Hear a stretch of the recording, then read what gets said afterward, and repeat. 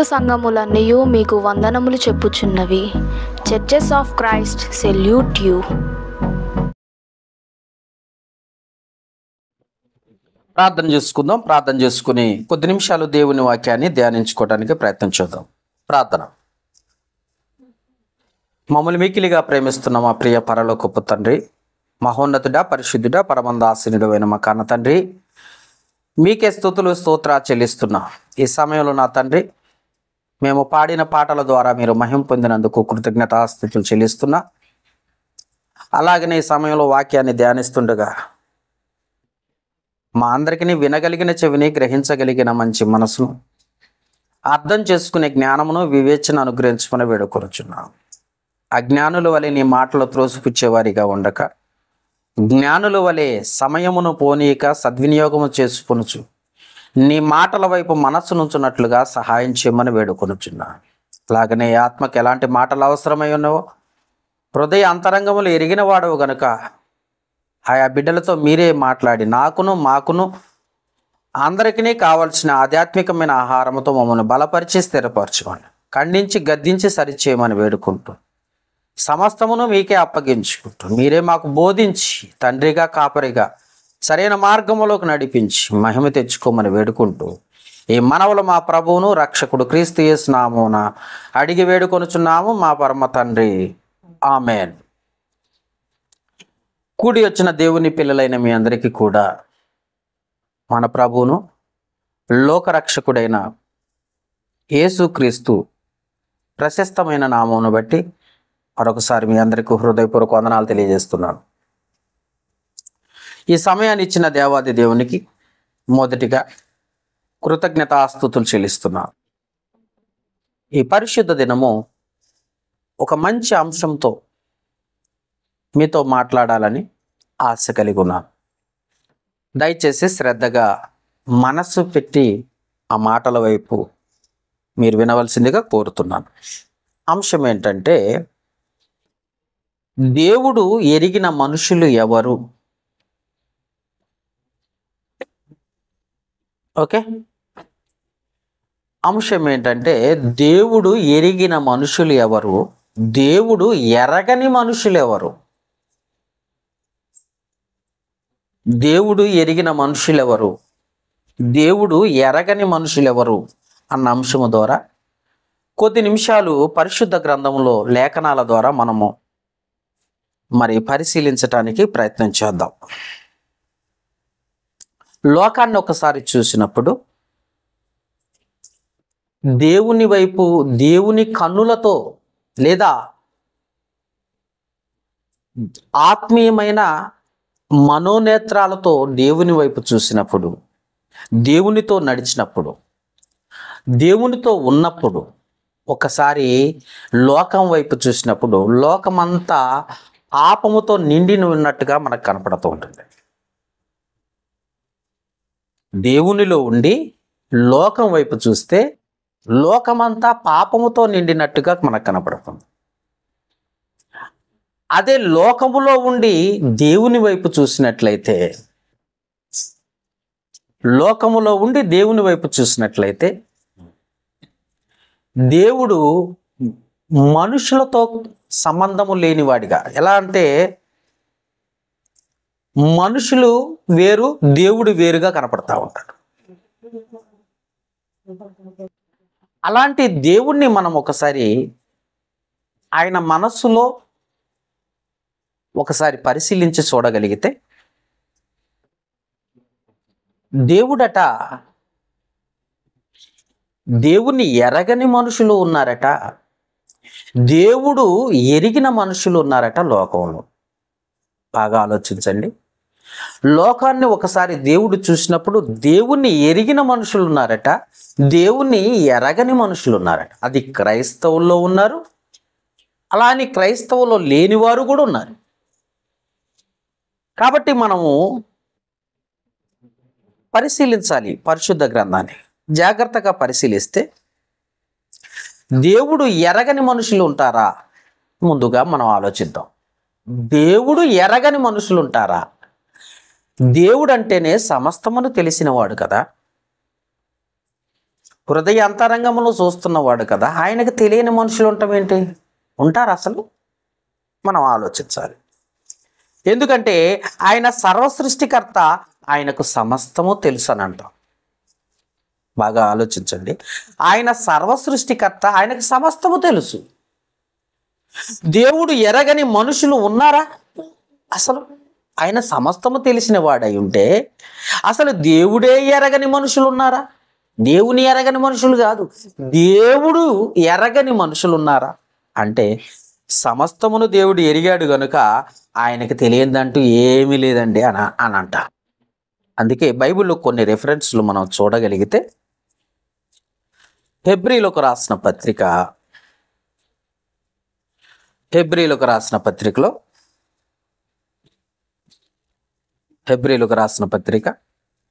జాగ్రత్తగా మీరు పరిశీలించడానికి ప్రయత్నించవద్దు.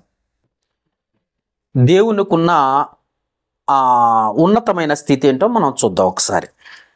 4వ అధ్యాయము 13వ వచనంలో అంటారు.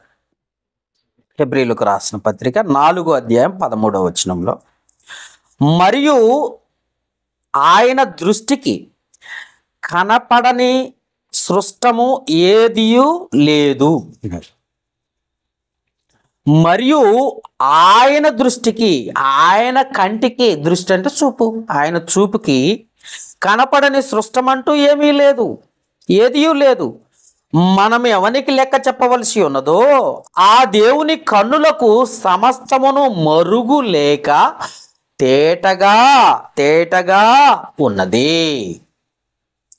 తేటగా చూస్తున్న దేవునికి అసలు కంటికి ఏది కనపడదు అని అనేది కూడా లేకుండా సమస్తమును కంటికి కనపడుతున్న దేవునికి అలాంటి దేవుడు ఎరగని మనుషులు ఉంటారా? ఒకసారి ఆలోచించండి. ఆయనకి కనపడందంటూ ఏమీ లేదని రాసుంది కాబట్టి మనం చదివాం. మళ్ళీ ఆయన ఎరగని మనుషులు ఉన్నారా అని అడిగితే ఉన్నారని బైబిల్ చెప్తుంది. ఇంకా చూద్దాం. యోహాను రాసిన మొదటి పత్రిక, 3వ అధ్యాయం 20వ వచనం. బైబిల్ ఉన్నవారంతా యోహాను రాసిన మొదటి పత్రిక 3వ అధ్యాయము 20వ వచనం తీసారా?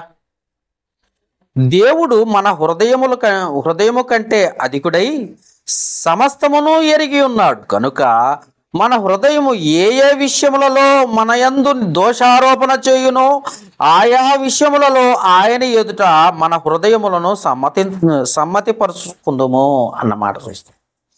ఇక్కడ కూడా ఏం రాస్తుందంటే దేవుణ్ణి ఎదుట మన హృదయాలను ఎరిగిన దేవుడు అని రాస్తుంది. ఇక్కడ మనల్ని ఎరిగిన దేవుడు, మన హృదయాలను ఎరిగిన దేవుడు, ఆయనకు సమస్తము కనపడందంటూ ఏమీ లేదు అని బైబిల్ చెప్తుంది. ఇవన్నీ దేవుడు సమస్తమును చూస్తున్నాడు.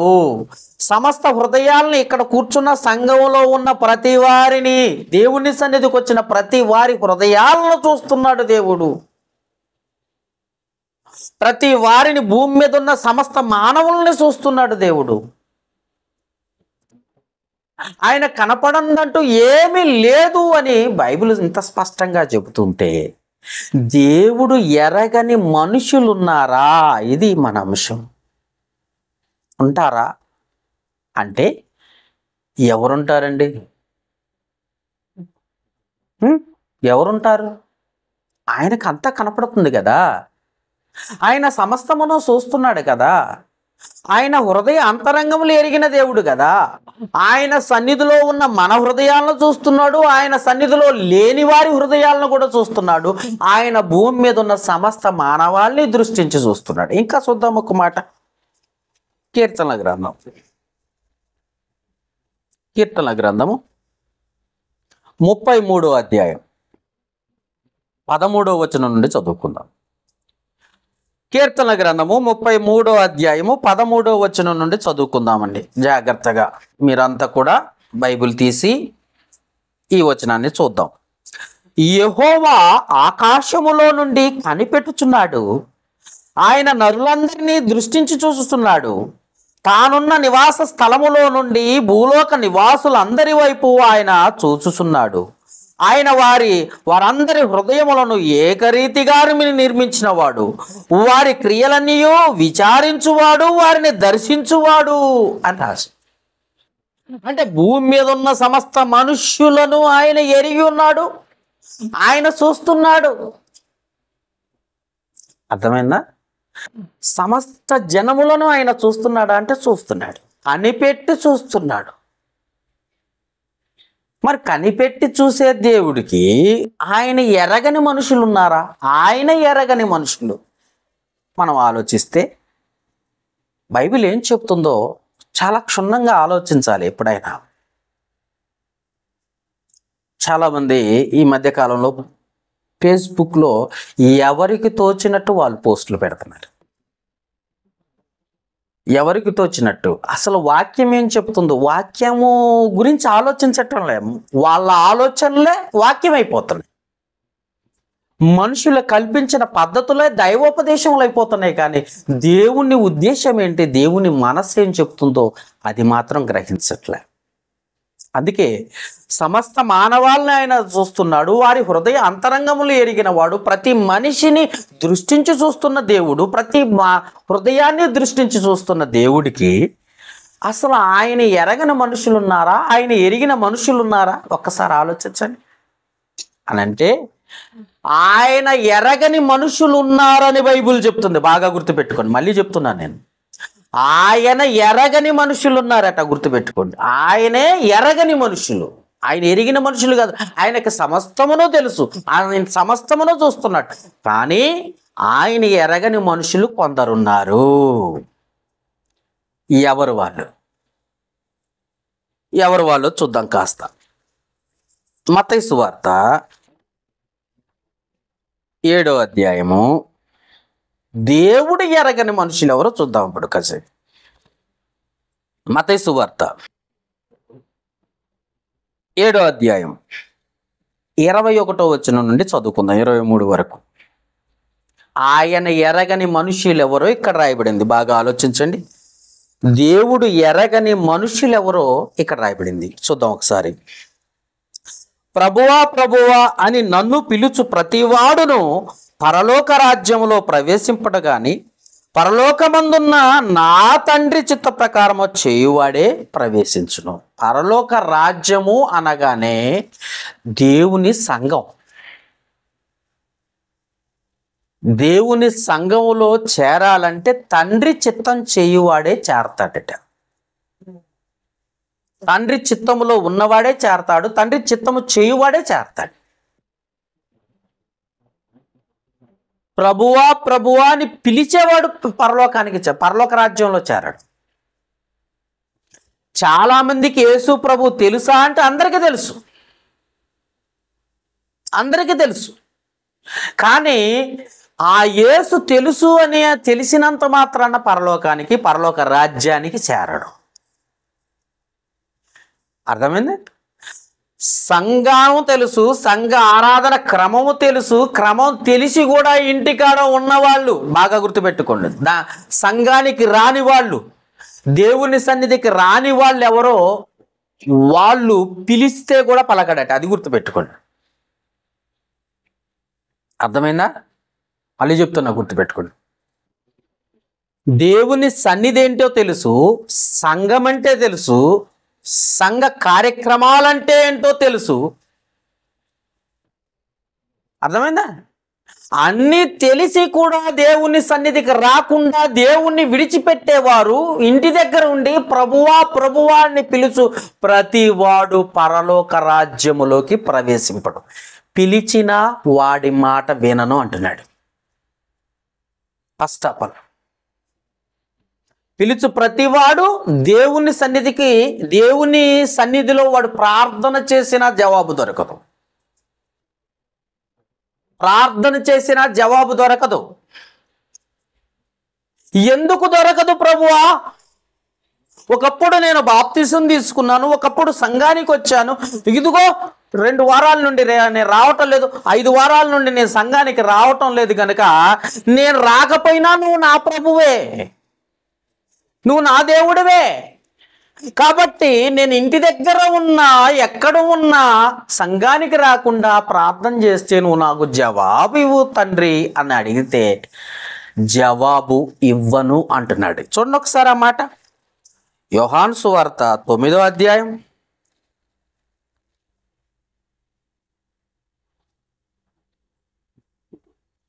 31వ వచనం.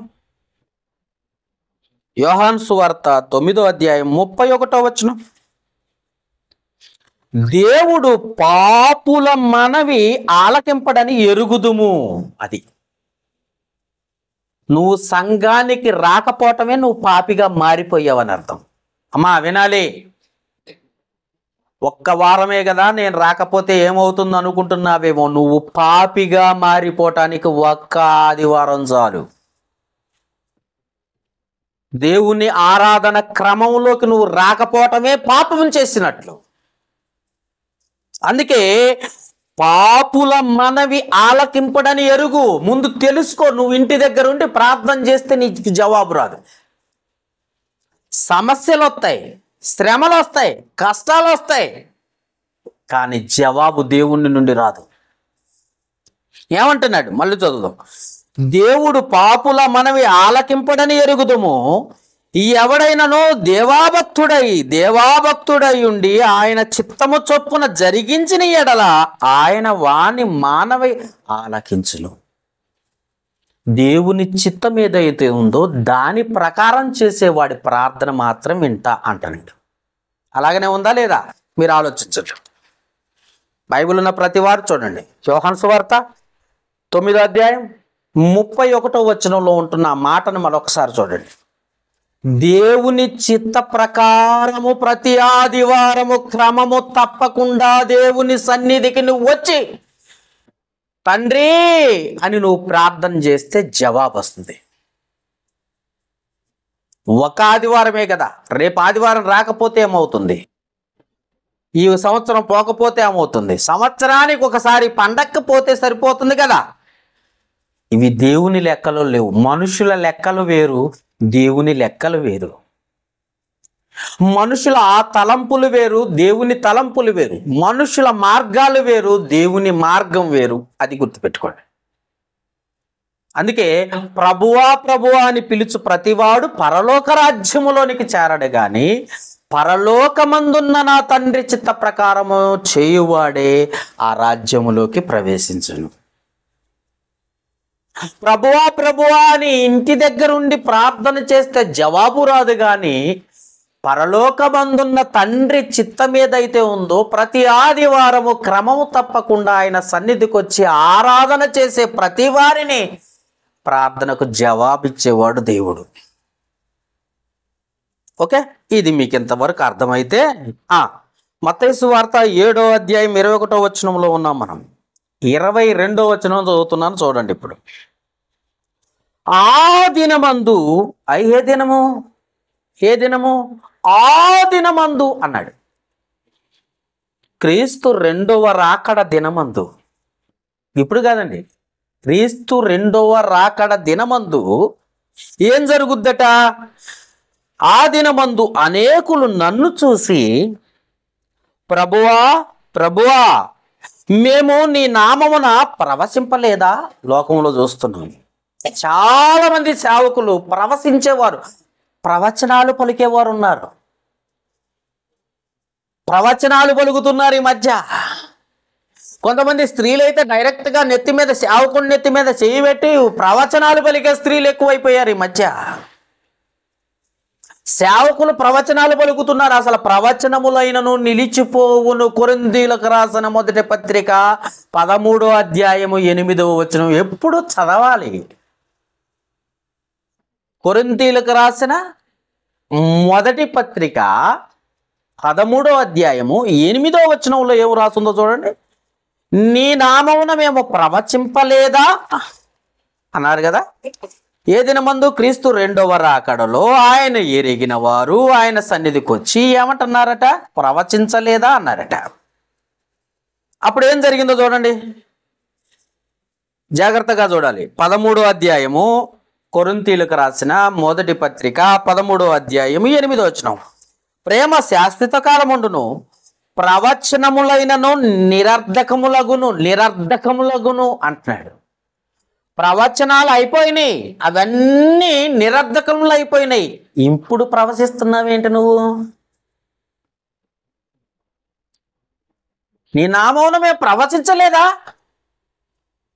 నువ్వు ప్రవచిస్తున్నావా? ప్రవచనాలు పలుకుతున్నావా నువ్వు? అసలు ప్రవచనాలే లేవు, అయిపోయినాయి. ఆ టైం అయిపోయింది, పాత నిబంధనతో అయిపోయింది. క్రొత్త నిబంధనలో బైబిల్ పూర్తయిపోయింది. ఇప్పుడు నువ్వు ప్రవచనాలు పలికే అంత పాస్టర్ అయినవు అనుకో, నువ్వెవరో నాకు తెలియదు అంటాడు దేవుడు. సంఘములో బాగా వినాలి, సంఘము స్థాపించబడ్డ తర్వాత బైబిల్ ఎప్పుడైతే రాయబడిందో అది పూర్తయ్యేంత వరకు అన్నీ ఉన్నాయి. కానీ పూర్తి అయిన తర్వాత అవన్నీ వ్యర్థములైపోయినాయి. నీకు బైబిల్ ఉంది కదా, ఇంకా ప్రవచనాలు ఎందుకు? అంటే ఈ మధ్య కాలంలో చాలా మంది ప్రవచించే సేవకుల గురించి చెప్తున్నాడు దేవుడు. మళ్ళీ ఎవరి నామమున? ప్రభువా ప్రభువా నీ నామంలో మేము ప్రవచించలేదా? రెండో మాట చూద్దాం. నీ నామమున ప్రవచింపలేదా? నీ నామమున దయ్యములను వెళ్ళగొట్టలేదా? ఈ మధ్య పెద్ద సేవకులు వచ్చేసారు చాలా మంది, వాళ్ళ దగ్గరికి వేల మంది పోతున్నారు. అమాయకపు క్రైస్తవులు ఏం చేస్తున్నారు తెలుసా? ఈయన ఏదో పెద్ద సేవకుడు అని చెప్పేసి ఆ సేవకుడి దగ్గరకు పోయి ఆయన ఇలా అనగానే కింద పడిపోతున్నారు చాలా మంది. యాక్టర్స్, డబ్బులు రోజుకట 500 రూపాయలట. జాగ్రత్తగా వినాలి. ఆ కింద పడే వాళ్ళు ఎవరో తెలుసా? ఒక్కొక్కళ్ళకి రోజుకి 500 రూపాయలు, ఇంకొందరు అయితే 200 రూపాయలు, ఇంకొందరు అయితే 300 రూపాయలు. ఎందుకంటే 500 రూపాయల వాడు బాగా పర్ఫార్మెన్స్ చేస్తాడు. ఎలా అంటే కింద పడి తన్నుకుంటా ఉంటాడు. చూసారా? ఎప్పుడైనా యూట్యూబ్లో చూసారా? కింద పడిపోయి తన్నుకుంటా ఉంటాడు, పడిపోయి అటు ఇటు తన్నుకుంటా ఉంటాడు. 300 యాక్టర్ ఏం చేస్తాడో తెలుసా? కింద పడిపోయి కాసేపు తన్నుకొని లేస్తాడు. 200 యాక్టర్ ఏం చేస్తాడో తెలుసా? కింద పడిపోతాడు, తిరిగి లెగుస్తాడు. అంతే. వాళ్ళ పనిని బట్టి రేటు మారుతుంది. వీళ్ళని పడిపోతున్నారు కదా, సేవకుడు అలా చేయి పెట్టగానే కింద పడిపోతున్నారు కదా, చూసే వాళ్ళందరికీ ఇతనికి అత్యధికమైన శక్తులు ఉన్నాయేమోనని చెప్పేసి ఆ పాస్టర్ని వెంబడించే వాళ్ళు ఎక్కువైపోయారు. పాస్టర్ని చూసేసరికి వామ్మో ఇంత శక్తులు ఉన్నాయా ఏంటి? దయ్యాలని ఎల్లగొడుతున్నాడా? ఎల్లగొడుతున్నాడు. మొన్న చెప్పాను కదా, నా భర్త చనిపోయి 11 సంవత్సరాలు అయింది, కానీ రోజు నాతో మాట్లాడుతున్నాడు, ప్లస్ నా దగ్గరికి వచ్చిపోతున్నాడు. ఇప్పుడు నేను 3 నెలల గర్భవతిని, సాక్ష్యం చెప్తుంది మహాతల్లి.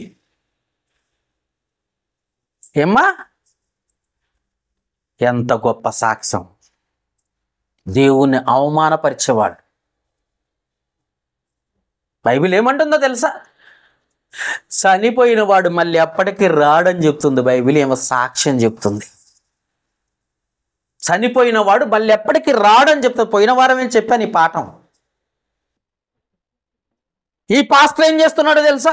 దయ్యాలున్నాయి. ఏమున్నాయి? దయ్యాలా? అసలు యేసు ప్రభువు కూడా దయ్యాలను వెళ్ళగొట్టలేదు, అది గుర్తుపెట్టుకోండి. దయ్యమని రాసుంది, అపవిత్రాత్మలు అని రాసుంది. కొన్ని చోట్ల అర్థం కావటం కొరకు దయ్యాలని రాసింది. దయ్యాలు అంటే చచ్చిపోయిన వాళ్ళు కాదు. యేసు ప్రభు ఎల్లగొట్టింది దయ్యాలంటే చచ్చిపోయిన వాళ్ళు కాదు, సాతానుగాడి శిష్యులు, దూతలు. ఒక విధంగా చెప్పాలంటే ఒకప్పుడు పరలోకములో ఉన్న దూతలు దేవునితో ఒప్పందం చేసుకొని తమ కుమారుని మహిమ నిమిత్తం ఈ భూమి మీదకి వచ్చి, నీవు నజరేయుడైన యేసు అని మేము ఎరుగుదాము, నువ్వు దేవుని కుమారుడు అని మేము ఎరుగుదాము, నీకేం తెలుసు? ఆయన దేవుని కుమారుడు అని నీవు ఎట్లా తెలుసు అని అంటే ఆల్రెడీ పరలోకములో ఒప్పందం ఇది. ఇది తెలియక జనానికి ఏమైపోయిందో తెలుసా? మనకు అర్థం కావటం అని అపవిత్రాత్మలు దయ్యములు అని రాశారు. తెలియని పాస్టర్లందరూ బైబిల్ చదివి ఏం చేస్తున్నారో తెలుసా? చచ్చిపోయిన వాళ్ళందరూ దయ్యాలు అవుతారని. ఆ చచ్చిపోయిన వాళ్ళు దయ్యాలు అవటం ఏంది? ఒకసారి మళ్ళీ అది చూద్దాం. మీకు ఎందుకంటే ఈ సబ్జెక్ట్ వచ్చింది కాబట్టి ఆ మాట ఒకసారి చదివి ముగిచ్చేద్దాం, తర్వాత కార్యక్రమంకి వెళ్దాం. చూద్దాం. ప్రసంగి గ్రంథము 9వ అధ్యాయం 5వ వచనం నుండి చదువుదాం. ప్రసంగి గ్రంథము 9వ అధ్యాయం 5వ వచనం నుండి 5-6 వచనాలు చదువుదాం. ప్రసంగి గ్రంథము 9వ అధ్యాయము. చచ్చిపోయిన వాళ్ళు దయ్యాలు అవుతారా? ఈ పాస్టర్లు ఎల్లగొట్టేది దయ్యాలనేనా? ఇది మన డౌట్. మనం ఒకసారి ఆ వచనాన్ని చదువుదాం. వచనం ఒక్కటే చదువుకుని తర్వాతకి వెళ్దాం. చచ్చిపోయిన వాళ్ళు దయ్యాలు అవుతారా చూద్దాం.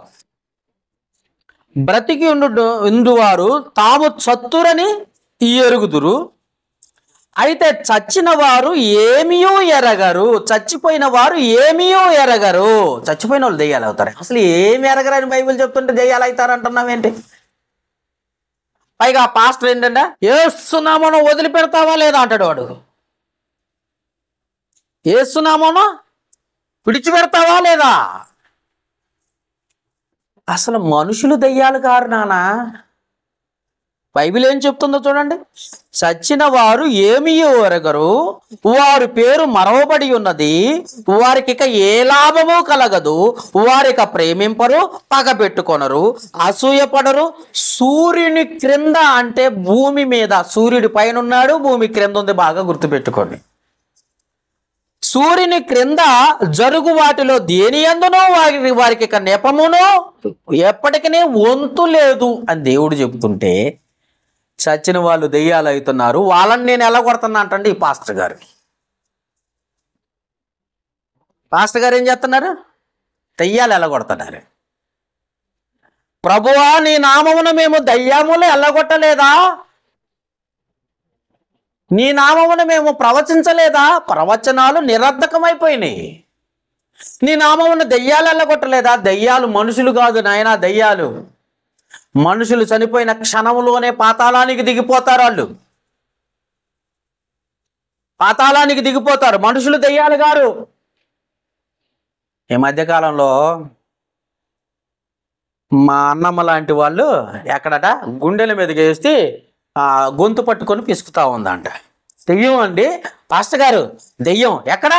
గుండెల మీద. నేను పడుకున్నప్పుడు గుండెల మీదకి ఎక్కి అసలు ఊపిరి ఆడనివ్వటం లేదు. గొంతు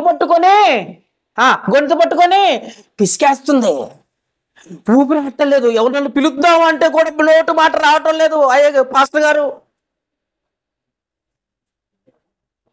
నిజమే, ఇది జరిగిద్ది. ఎందుకు జరుగుతుందో తెలియదు మనకి.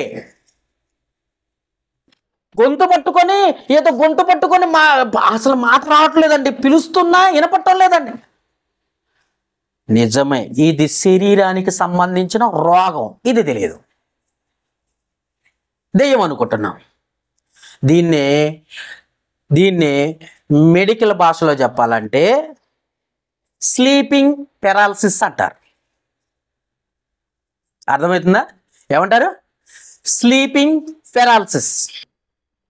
పడుకున్న తర్వాత పెరాలసిస్ వచ్చినప్పుడు ఏమవుతుందో తెలుసా? ఊపిరాడదు. గుండె మీద ఏదో బరువు పెట్టినట్టుగాను, మాట రాకుండా, ఒక్కోసారి కాళ్ళు చేతులు కదుపుదామన్నా కదలవు.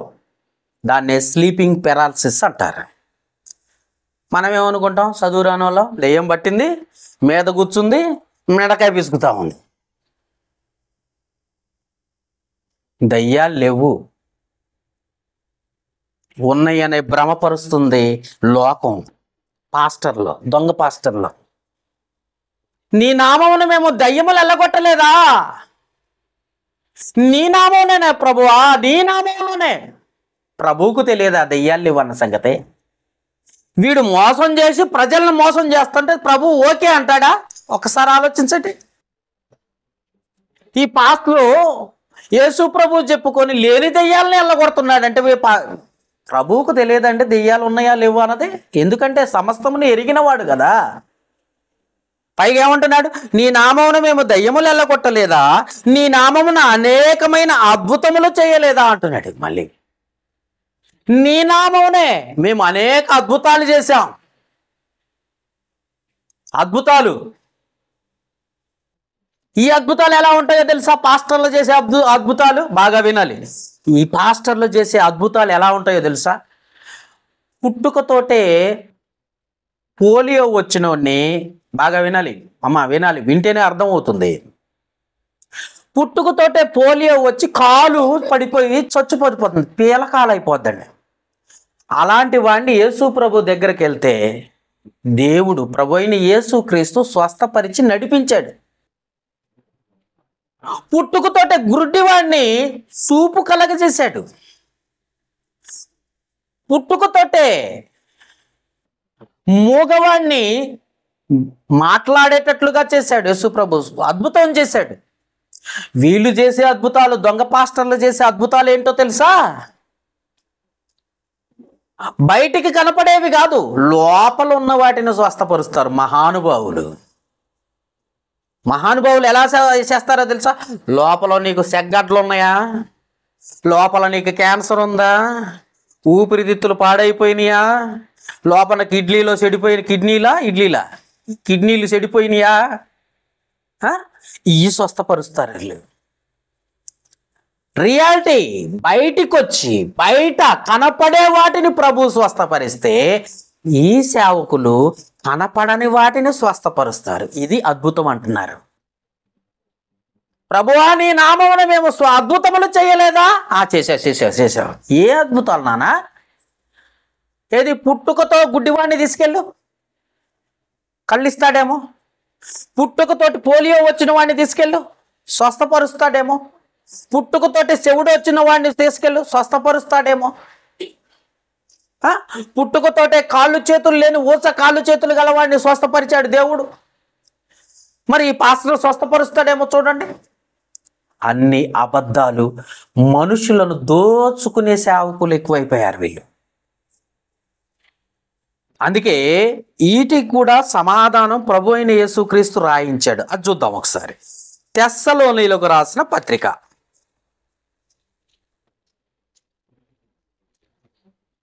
తెస్సలోనీయులకు రాసిన పత్రిక తీయాలి, బైబిల్ ఉన్నవారు తీయాలి.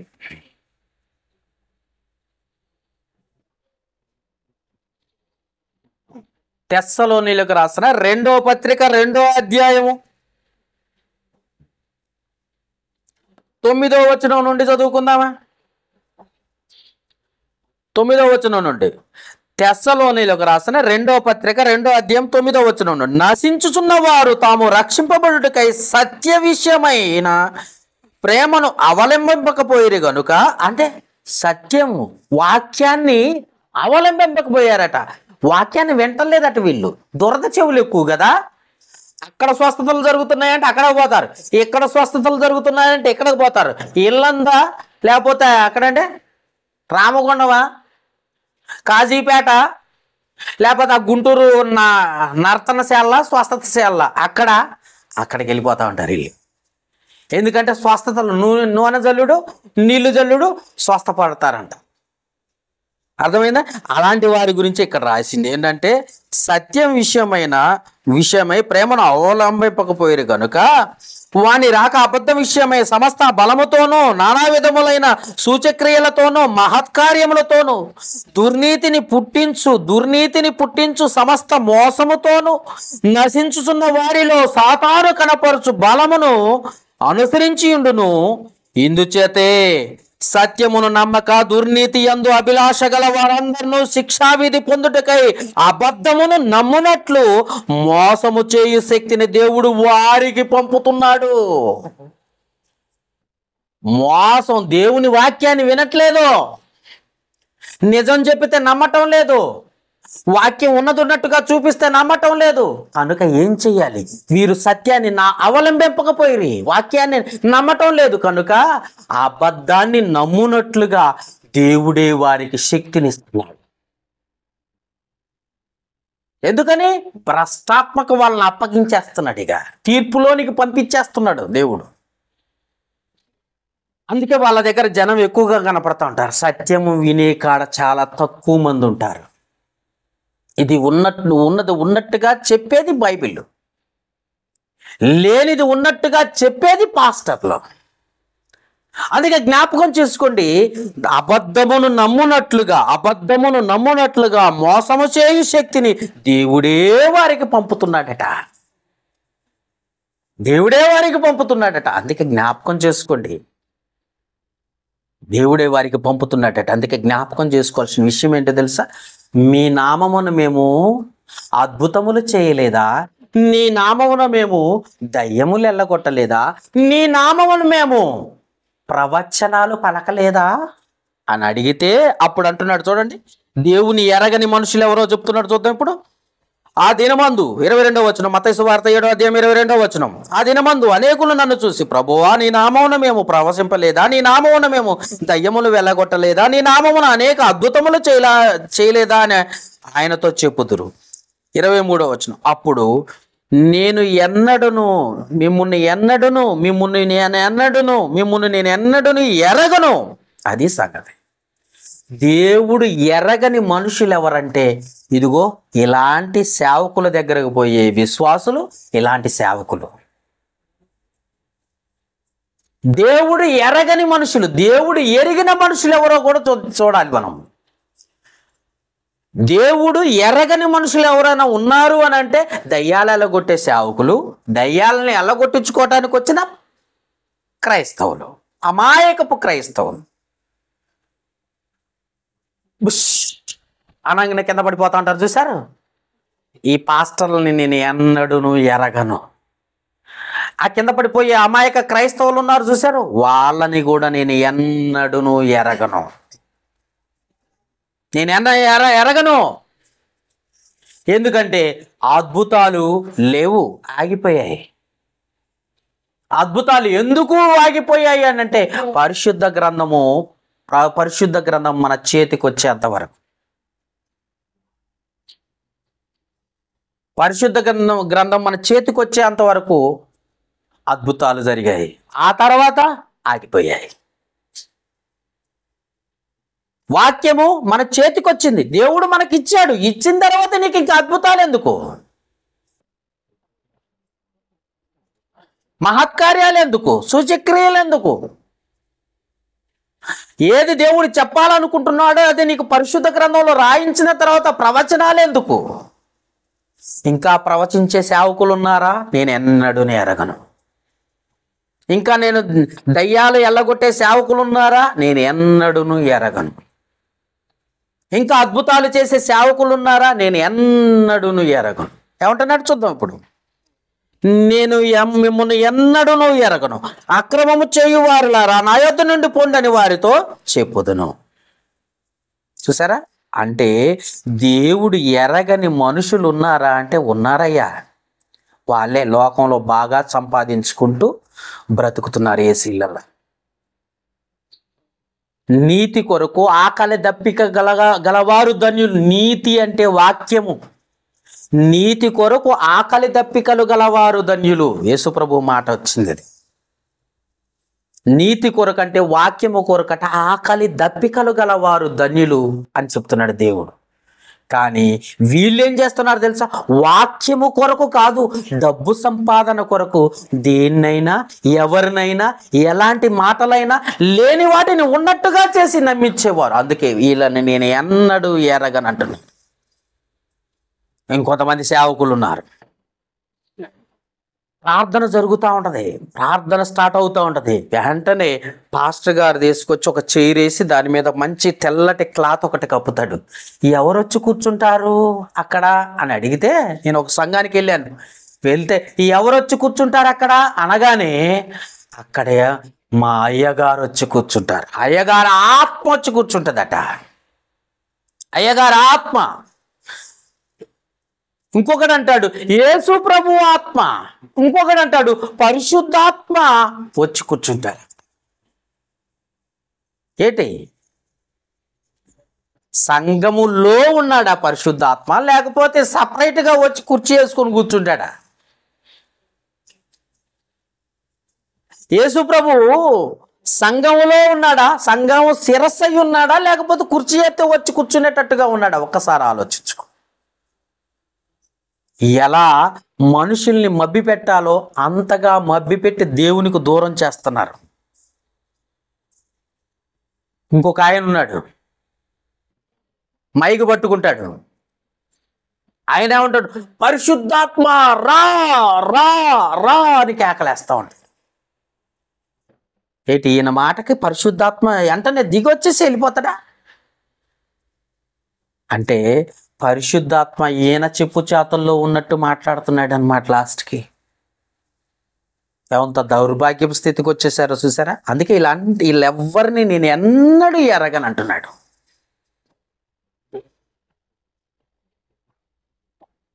కొంతమంది నేను చెప్పాను కదా, అట అనగానే పరిశుద్ధాత్మ వాళ్ళ మీద కుమ్మరించి ఎగురుతూ ఉన్నారు. యూట్యూబ్లో చూశాను, మొన్న ఈ మధ్యన ఫేస్బుక్లో షేర్ చేశాను. ఎగురుతూ ఉన్నారు. మైక్లో చెప్తా ఉన్నాడు, ఇక పరిశుద్ధాత్మ వచ్చేసింది వచ్చేసింది వచ్చేసింది అంటే వీళ్ళకి ఏమీ తెలియదు. అమాయకపు క్రైస్తవులు ఒకరిని చూసి ఇంకొకడు, ఒకరిని చూసి ఒకడు. ఫస్ట్ ఎవరు ఎగురుతారా అంటే ముందు డబ్బులు తీసుకున్న వాళ్ళు ఎగురుతారు. ఆ తర్వాత ఎవరు ఎగురుతారు? డబ్బులు తీసుకోకపోయినా ఎగరకపోతే ఏం జరుగుద్దో అనే ఆలోచనతో ఎగిరే వాళ్ళు కొంతమంది. అలాంటి వారు ఉన్నారు. ఇంకొంతమంది టచ్ చేసేవాళ్ళు, టచ్, ఎలాంటి వాళ్ళు ఉన్నారు. అందుకే ఇలాంటి వారిని నేను ఎన్నడూను ఎరగను,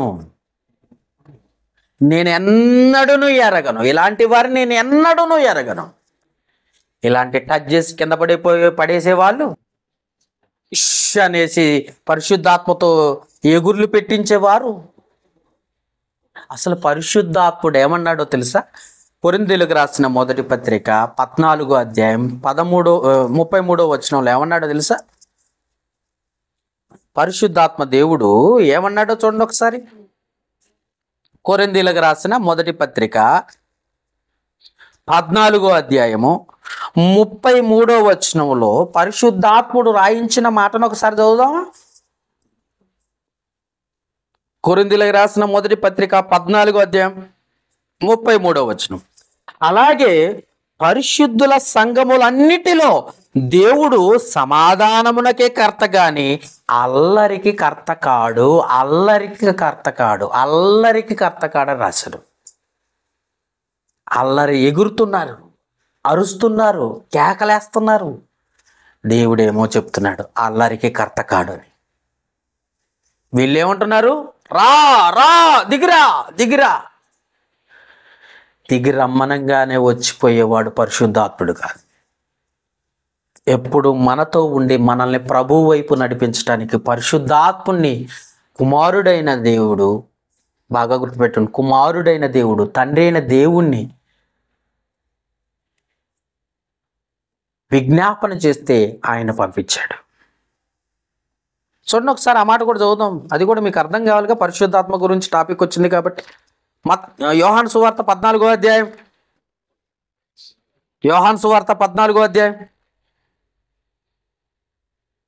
14వ అధ్యాయం యోహాను సువార్త 14వ అధ్యాయం 15వ వచనం నుండి చదువుదాం. 15వ వచనం నుండి, మీరు నన్ను ప్రేమించిన ఎడల నా ఆజ్ఞలు గైకొందురు. ప్రభువైన యేసుక్రీస్తు చెప్తున్నమాట. నేను తండ్రిని వేడుకుందును, మీ యొద్ద ఎల్లప్పుడూ ఉండుటకై ఆయన వేరొక ఆదరణకర్త అనగా సత్యస్వరూపియగు ఆత్మను మీకు అనుగ్రహించును. ఎల్లప్పుడూ ఉండటానికి ఆత్మను పంపిస్తే వీడు కేకలేసి పిలుస్తాడు, వీడు కేకలేసి అరుస్తూ ఉంటాడు. పరిశుద్ధాత్మ రా పో పో అంటాడు. ఇలాంటి వారిని నేను ఎన్నడూను ఎరగను.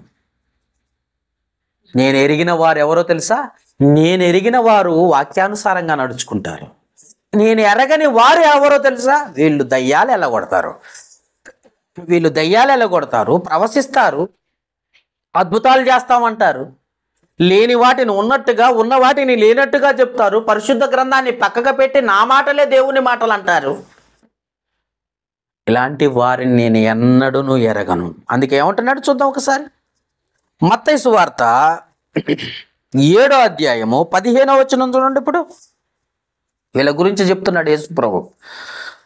మత్తయి సువార్త 7వ అధ్యాయము 15వ వచనం. అబద్ధ ప్రవక్తలను గురించి జాగ్రత్త పడుడి. పాస్టర్ల గురించి జాగ్రత్త. నేను ఒక పోస్ట్ పెట్టాను, అందుకే అందరూ కూడా పాస్టర్లే అనుకుంటావేమో. ఏది దయ్యపు ఆత్మతో బోధించబడుతుందో, ఏది దేవుణ్ణి ఆత్మతో బోధించబడుతుందో అది పరిశీలించే బాధ్యత మన మీద పెట్టాడు దేవుడు. అందరినీ దేవుని బిడ్డలే అనుకోకూడదు, అందరినీ సేవకులే అనుకోకూడదు. ఆ సేవకుడు మాట్లాడే విధానాన్ని బట్టి దయ్యపు ఆత్మ కలిగి ఉన్నాడా, దేవుని ఆత్మ కలిగి ఉన్నాడా పరిశీలించే బాధ్యత మన మీద ఉంది. లేదు అందరినీ నేను దేవుని బిడ్డలే కాబట్టి నేను నమ్ముతానని అనుకో. మన మధ్య జరిగింది చూసావు, విజయవాడ దగ్గర కొండపల్లి దగ్గర సంఘానికి వచ్చే అమ్మాయిని పాడు చేశాడు పాస్టర్ గారు. ఇలాంటివి తయారవుతాయి. అందుకే జ్ఞాపకం చేసుకుంటే జాగ్రత్త అంటున్నాడు. చూడండి ఒకసారి ఆ మాట. మత్తయి సువార్త 7:15 అబద్ధ ప్రవక్తలను గూర్చి జాగ్రత్త పడుడి. వారు గొర్రె చర్మములను వేసుకొని మీ యొద్దకు వత్తురు గాని లోపల వారు క్రూరమైన తొడేళ్ళు. జాగ్రత్త. ఎందుకంటే ప్రభువా ప్రభువా అని పిలుచు ప్రతి వాడు పరలోక రాజ్యములోకి చేరడు గాని పరలోకమందున్న నా తండ్రి చిత్త ప్రకారం చేస్తున్న వాడో కాదో పరిశీలించే బాధ్యత నీ మీద ఉంది. అందరూ కూడా దేవుని బిడ్డలని నమ్మకు. అద్భుతాలు చేసే శక్తి కూడా దేవుడు ఎప్పుడో తీసేశాడు. ఇంకా అద్భుతాలు చేస్తున్నాడు దేవుడు అని అనుకుని గుడ్డిగా నమ్ముతున్నావేమో. ఇంకా దేవుడు దయ్యాలు విని పాస్టర్ ద్వారా దయ్యాలు ఎల్లగొడుతున్నాడని నమ్ముతున్నావేమో. ఇంకా ప్రవచనాలు పలుకుతున్నాడని నమ్ముతున్నావేమో. జాగ్రత్త. వాళ్ళందరినీ నేను ఎన్నడూ ఎరగనన్నాడు. అంతేకాక ఇంకేమంటున్నాడు చూద్దాం. 13-14 మత్తయి సువార్త 13-14 ఏమంటున్నాడు చూడండి. ఇరుకు ద్వారమున ప్రవేశించుడి, నాశనమునకు పోవు ద్వారము వెడల్పును, అక్కడ జనం ఎక్కువ. కల్వరి టెంపుల్లో జనం ఎక్కువ. అని టచ్ చేసేవాడు పాస్టర్ దగ్గర జనం ఎక్కువ. ఎందుకో తెలుసా?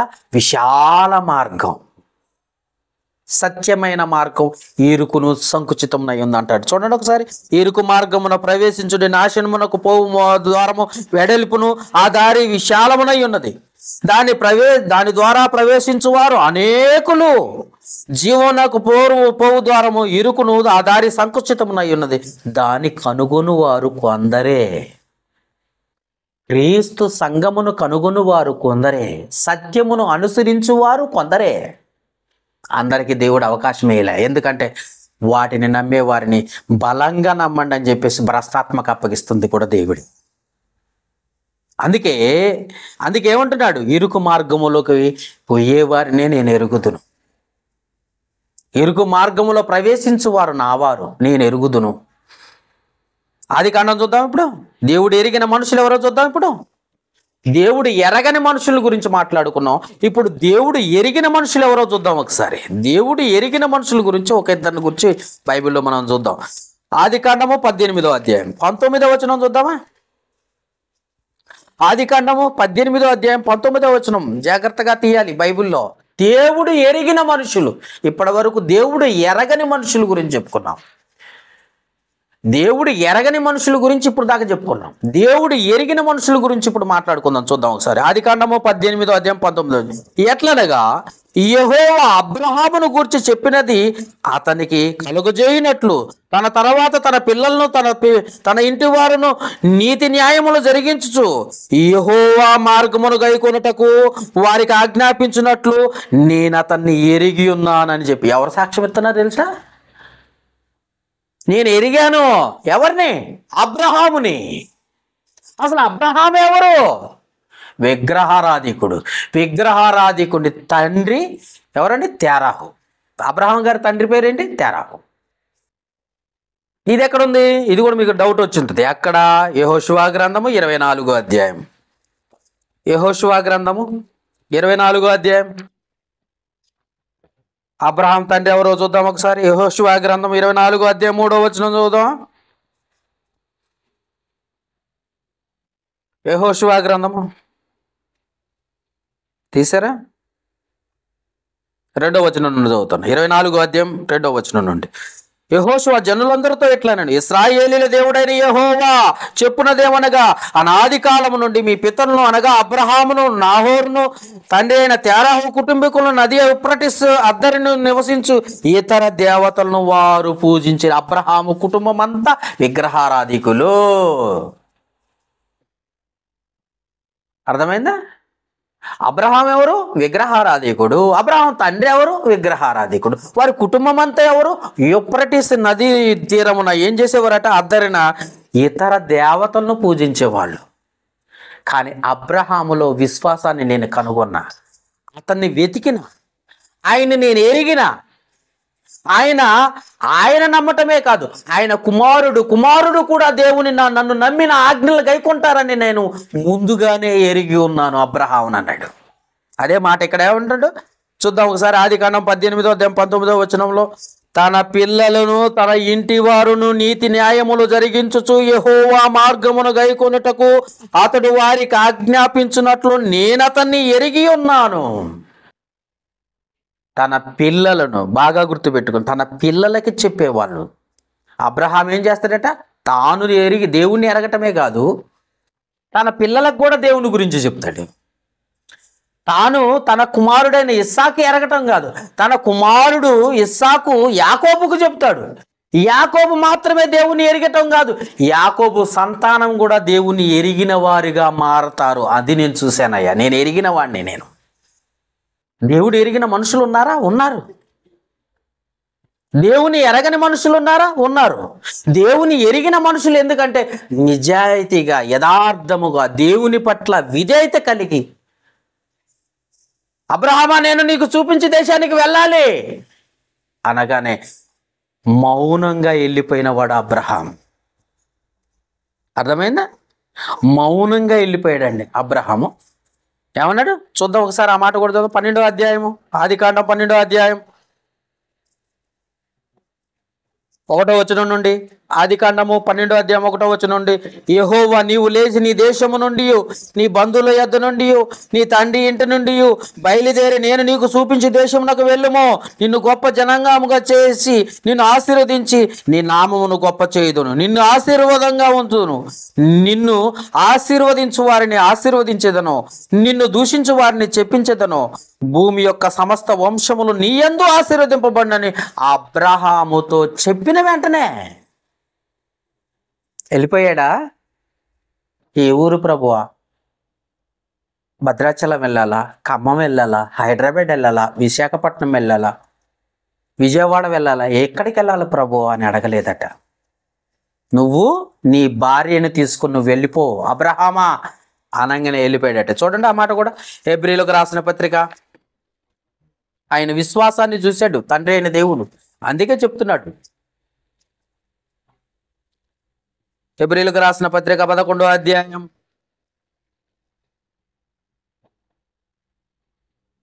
తీసారా?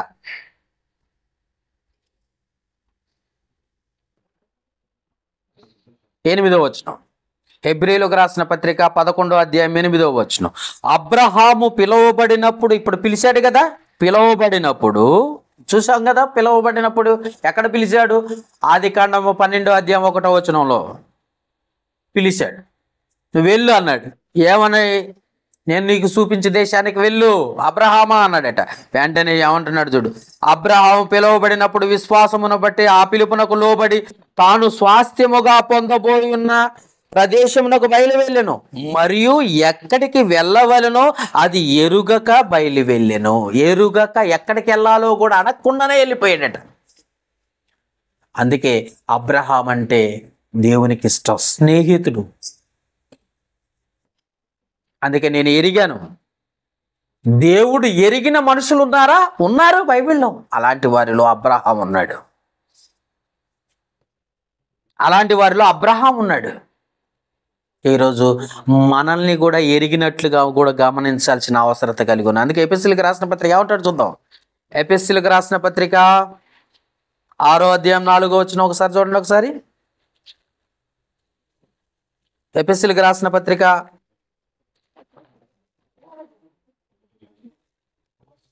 6వ అధ్యాయం 4వ వచనం.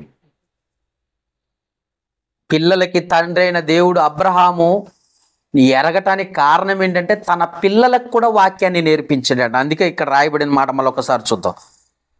తండ్రులారా మీ పిల్లలకు కోపము రేపగా ప్రభువు యొక్క శిక్షలో బోధలో పెంచాడట అబ్రహాము. అందుకు ఇష్టపడ్డాడు దేవుడు. అబ్రహాము ఎలా ఎలా నేర్పించాడు చూడు, తండ్రి అయిన దేవుని గురించి ఎలా నేర్పించాడు. ఈరోజు తల్లిదండ్రులు పిల్లలకి దేవుని గురించి నేర్పటం కాదు. అసలు మనం ఇంటి దగ్గర ప్రార్థన చేస్తేగా పిల్లల్ని కూడా కూర్చోబెట్టి ప్రార్థన చేయించడానికి. మనం ప్రార్థన చేస్తే మన పిల్లలు కూడా అలాగే నేర్చుకుంటారు. మనం సినిమాలు చూసామనుకో పిల్లలు కూడా అదే నేర్చుకుంటారు. మనం బూతులు మాట్లాడినా మన పిల్లలు అదే నేర్చుకుంటారు. మనం లోకంలో తిరిగామనుకో పిల్లలు కూడా అదే నేర్చుకుంటారు. అందుకే బైబిల్ ఏమంటుందో చూద్దాం, ప్రభు వాక్యములో బోధలో పెంచాడట అబ్రహాము గారు. అందుకే అబ్రహాం గారిని మెచ్చుకోవటానికి, ఆయన ఎరగటానికి కారణం అది. మొదటిగా ఆయన విశ్వాసము, ఆ విశ్వాసము ద్వారా పిల్లలకు నేర్పించే విధానము అబ్రహాము గారిని చూపిస్తున్నాడు. ఇంకొంతమంది ఉన్నారు బ్యాచ్. ఆ బ్యాచ్ ఎలాంటి వారో చూడండి ఒకసారి. న్యాయాధిపతుల గ్రంథం, న్యాయాధిపతుల గ్రంథము 2వ అధ్యాయం 10వ వచనం. ఈ బ్యాచ్ ఎలాంటి వారో చూడండి. పిల్లలకి ఏమి నేర్పించారు? న్యాయాధిపతుల గ్రంథము 2వ అధ్యాయం 10వ వచనం.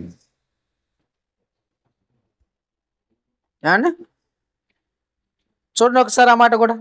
న్యాయాధిపతుల గ్రంథము 2వ అధ్యాయము 10వ వచనం. ఆ తరము తరువాత తమ పితరుల యొద్దకు చేర్చబడ్డారు. వాళ్ళు పెద్దోళ్ళు వెళ్ళిపోయారు, పితరుల యొద్దకు వెళ్ళిపోయారు, చనిపోయారు. వారి తర్వాత యెహోవానైనను ఆయన ఇశ్రాయేలీల కొరకు చేసిన కార్యములనైనను ఎరగని తరం ఒకటి పుట్టింది. ఇంకో తరం. ఏంటది? ఆ తరం ఎలాంటిదో తెలుసా? ఏ దేవుని దగ్గరికి వెళ్ళాలి, ప్రార్థనకి వెళ్ళాలి, ప్రార్థన చేసుకోవాలి, బైబిల్ చదవాలి అని నేర్పించే వాళ్ళు లేరుగా. నువ్వు నేర్పట్లేదు, నీ తర్వాత ఇంకెవరు నేర్పుతారు? వాడు ఇంకా భ్రష్టుడైపోతాడు. నీ కుమారుడైనా కుమార్తె ఏమైపోతారు తెలుసా? లోకంలో భ్రష్టులైపోతారు. యెహోవా అయినను, యెహోవా చేసిన అద్భుత కార్యాలైనను చెప్పేవాళ్ళు లేరు. ఆ కార్యాలను మర్చిపోయే తరం ఒకటి పుట్టేసిద్దట.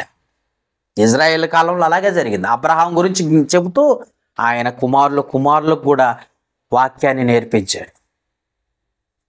మనమేం నేర్పిస్తున్నా?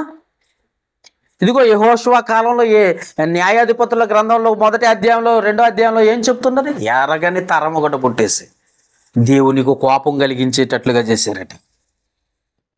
దేవుని కోపం కలిగించి రగిలిపోయే విధంగా చివరికి ఉగ్రత పాలయ్యే స్థితికి దిగజారిపోయారట. అందుకే తల్లినైనా తండ్రినైనా చాలా జాగ్రత్త నీ పిల్లల్ని నేర్పించు. అబ్రహాం గారు అదే నేర్పించాడు. పేతురు రాసిన మొదటి పత్రిక 3వ అధ్యాయం 1-2 వచనాలు చూడండి ఒకసారి. పేతురు రాసిన మొదటి పత్రిక 3వ అధ్యాయం 1-2 వచనాలు చూడండి ఒకసారి. ఏమంటున్నాడు? తీసారా? మొదటి పత్రిక 3వ అధ్యాయం 1-2-3 వచనాలు. అటువలే స్త్రీలారా, మీ భర్తలు ఇంకా మారలేదా? మారకపోతే మీరేం చెయ్యాలా? మీ భర్తల్లాగే మీరు కూడా తిని తొంగోకండి. ఏం చెయ్యాలో చూడండి. అటువలే స్త్రీలారా, మీరు మీ స్వపురుషులకు లోబడి ఉండుడి.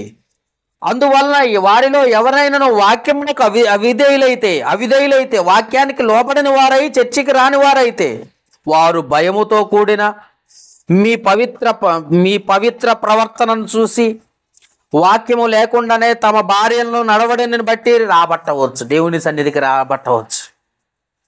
మీ ప్రవర్తన చూసి వాళ్ళు నేర్చుకుంటారట. మనమే చేయకపోతే మన ప్రవర్తన ఎలా ఉంటుంది? మనమే ప్రార్థన చేయక, దేవునికి సమయం ఇవ్వక, దేవుని కొరకు మన కుటుంబంలో సమయం ఇవ్వకపోతే మనం దేవుని బిడ్డలం ఎలా అవుతాం? ఒకసారి ఆలోచన. అందుకే దేవుని ఎరగని తరం ఎవరంటే ఇదిగో ఈ స్థలంలో ఇప్పుడు మనలాంటి వారు ఉన్నారేమో ఒకసారి ఆలోచించు. అందుకే ఏమంటున్నా 6వ వచనంలో ఏమంటాడు? ఆ ప్రకారము శారా అబ్రహామును యజమానుడు అని పిలుచుట తర్వాత ఇప్పుడు యజమానుడు కాదు, పేరు పెట్టి పిలిచి రారా పోరా అనే పరిస్థితికి వచ్చేసింది. భర్త భార్యకు లోబడాలని చెప్తున్నారు ఈ మధ్య కాలంలో. భార్య భర్తకు లోబడమని బైబిల్ చెప్తుంది. ఏది నిజం? భర్తే భార్యకు లోబడాలి. అప్పుడప్పుడు అంటా ఉంటాను, ఏమంట, నా మాట చొప్పున నువ్వేమన్నా చేసావా? నీ మాట చొప్పున చెయ్యాలా, దేవుని మాట చొప్పున చెయ్యాలా? భార్య అడుగుతుంది, ఎప్పుడైనా నా మాట విన్నావా? నీ మాట కాదమ్మా, దేవుని మాట వినాలి. ఎందుకంటే పురుషునికి శిరస్సు క్రీస్తు, క్రీస్తుకు శిరస్సు తండ్రి అయిన దేవుడు, భార్యకు శిరస్సు భర్త, భర్త మాట నువ్వు వినాలి. నీ మాట భర్త వింటాం కాదా? నీ మాట వింటే అంతే సంగతులు. అందుకే ఆదాం అలాగే కొట్టుకుపోయాడు. ఏమంటున్నాడు చూడండి ఒకసారి ఆ మాట ఏమంటున్నాడు, అటువలే పూర్వము దేవుణ్ణి ఆశ్రయించిన పరిశుద్ధ స్త్రీలు తమ స్వపురుషులకు లోబడి ఉండేటి చేత తమను తాము అలంకరించుకున్నారు. 6వ వచనం, ఆ ప్రకారము శారా అబ్రహామును యజమానుడా, రారాపోరా కాదు, ఏమండి కాదు, అక్కడ యజమానుడా, యజమానుడని పిలుచుచు అతనికి లోబడి ఉండెను. మీరును యోగ్యముగా నడుచుకొనుచు ఏ భయమునకు బెదరకై ఉన్న ఎడల ఆమెకు పిల్లలైపోతారు మీరు. ఆమె అలాగ నడుచుకుంది కాబట్టి ఆమె పిల్లలు కావాలంటే ఆమెలాగా మీరు నడుచుకోవాలి. అబ్రహాము విశ్వాసులకు తండ్రి, శారా విశ్వాసులకు తల్లి. మనం అలా నడుచుకోవాలంటే, వాళ్ళలాగా నడుచుకోవాలంటే మనం నడుచుకుంటున్నాం. అందుకే దేవుడు ఎరగటానికి కారణం ఏంటంటే అదిగో అలాంటి విశ్వాసం. అలాంటి విశ్వాసం మనకుందా? ఒకసారి ఆలోచించండి. నేను నీకు చూపించే దేశానికి వెళ్ళంటే అలాంటి విశ్వాసం ఉందా? మనం వెళ్తామా?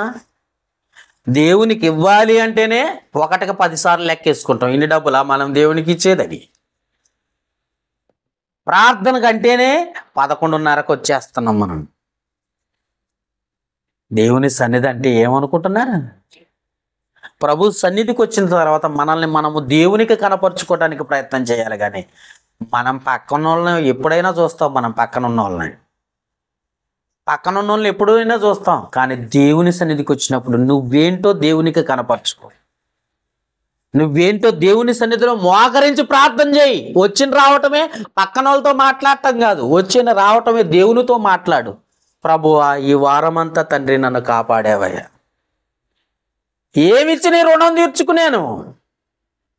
ఆయుష్నిచ్చావు, ఆరోగ్యాన్ని ఇచ్చా. నేను ఒక్క రోజునే 19 మంది చచ్చిపోయారు. నన్ను ఇంకా బతికించావు తండ్రి. మొన్న చూస్తే 7 చచ్చిపోయారు ఆ యాక్సిడెంట్లో. అంతకుముందు చూస్తే 10 మంది చచ్చిపోయారు ఆ యాక్సిడెంట్లో. నన్ను ఇంకా బ్రతికించావు తండ్రి, నన్ను బ్రతికించావు తండ్రి. మొన్న క్రికెట్ ఆడుతూ హార్ట్ అటాక్ వచ్చి చచ్చిపోయాడు. నన్ను ఇంకా బ్రతికించావు తండ్రి అని దేవునితో మాట్లాడటం రాదు. కానీ పక్కన వాళ్ళతో మాట్లాడమంటే గొంతు పెద్దగా చేసుకొని మాట్లాడుతున్నారంటే ఈకంటే మూర్ఖులు ఇంకెవరో చెప్పు. నువ్వు దేవుని సన్నిధికి వచ్చినప్పుడు దేవునితో మాట్లాడు. నీకు అవసరం దేవుడు, నీ కుటుంబానికి అవసరం, నీ పిల్లలకు అవసరం. ఆపదల్లో చెయ్యి విడిచిపెట్టే వాళ్ళు మనుషులు, దేవుడు కాదు. అందుకే ఆయన ఎన్నడూ విడువను ఎడబాయనని చెప్తున్నాడు. మనుషుల్ని నమ్మినవనుకో నువ్వు నశించిపోతావు. అందుకే మనుషులను ఆశ్రయించుట కంటే యెహోవాను ఆశ్రయించుట మేలని చెబుతుంటే, అందుకే మనము విశ్వాసులకు తండ్రి అయిన అబ్రహాముని అనుసరించి నడుచుకోవాలి. స్త్రీలు శారాని అనుసరించి నడుచుకోవాలి. ఎందుకంటే దేవుడు అతన్ని ఎరిగి ఉన్నాడు. దేవుడు ఎరిగిన మనుషులు వాళ్ళు. మనం కూడా దేవుని ఎరిగిన మనుషులుగా బ్రతకాలంటే మనల్ని మనం తగ్గించుకొని ఉండాలి. అందుకే యెషయా గ్రంథము ఒకసారి చూద్దాం. యెషయా గ్రంథము 8వ అధ్యాయము 18వ వచనం ఒకసారి చూడండి. ఒకసారి యెషయా గ్రంథం 8వ అధ్యాయము 8వ వచనం ఒకసారి మనం జ్ఞాపకం చేసుకుందాం. ఒకసారి యెషయా గ్రంథం 8వ అధ్యాయం 18వ వచనం, ఇదిగో నేనును యెహోవా, నాకిచ్చిన పిల్లలను సియోను కొండ మీద నివసించు సైన్యములకు అధిపతియగు యెహోవా వలన సూచనలు గాని మహత్కార్యములు గాని ఇశ్రాయేలు మధ్య ఉన్నాము అన్నాడు.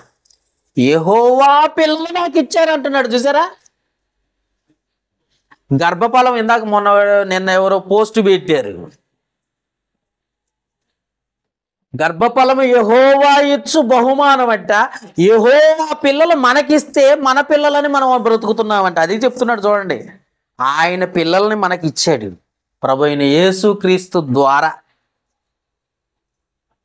అర్థమైందా? యెహోవా పిల్లలమా మనం? అవును. మరి ఆయన్ని అనుసరించి మనల్ని ఎరిగినట్టుగా మనం నడుచుకోవాలి కదా. యోహాను సువార్త 17వ అధ్యాయం, యోహాను సువార్త 17వ అధ్యాయము, జాగ్రత్తగా తీయాలి బైబిల్. యోహాను సువార్త 17వ అధ్యాయం 24 నుండి చదువుదాం. 17వ అధ్యాయం 24 నుండి 24 వరకు, 20వ వచనం నుండి 24 వరకు చదువు. మరియు నీవు నన్ను పంపితివని లోకము నమ్మునట్లు తండ్రి నా యందు నీవును నీ యందు నేను ఉన్నలాగున వారును మన యందు ఏకమై ఉండవలనని వారి కొరకు మాత్రము నేను ప్రార్థించుటలేదు. వారి వాక్యము వలన నా యందు విశ్వాసము ఉన్నవారందరూ ఏకమై ఉండవలనని వారి కొరకు ప్రార్థించుచున్నాను. నీ యందు నా యందు వాక్యానుసారంగా నడుచుకున్న వారి కొరకు ప్రార్థన చేస్తున్నా.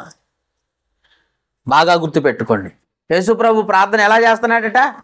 విశ్వాసములోను వాక్యానుసారంగా నడుచుకున్న వారి కొరకు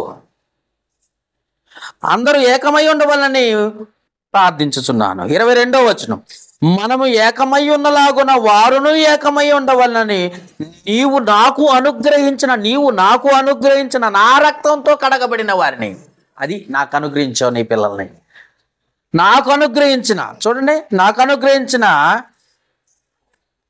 మహిమను నేను వారికి ఇచ్చి తిని వారి యందు నేను నా యందు నీవును ఉండులాగున వారు సంపూర్ణంగా చేయబడి ఏకముగా ఉన్నందున నీవు నన్ను పంపితివని నీవు నన్ను ప్రేమించినట్టే వారిని కూడా ప్రేమించితివని అనియు లోకము తెలుసుకున్నట్లు నాకు అనుగ్రహించిన మహిమను వారికి ఇచ్చి తిని అన్న మాటను మనం చూస్తున్నాం.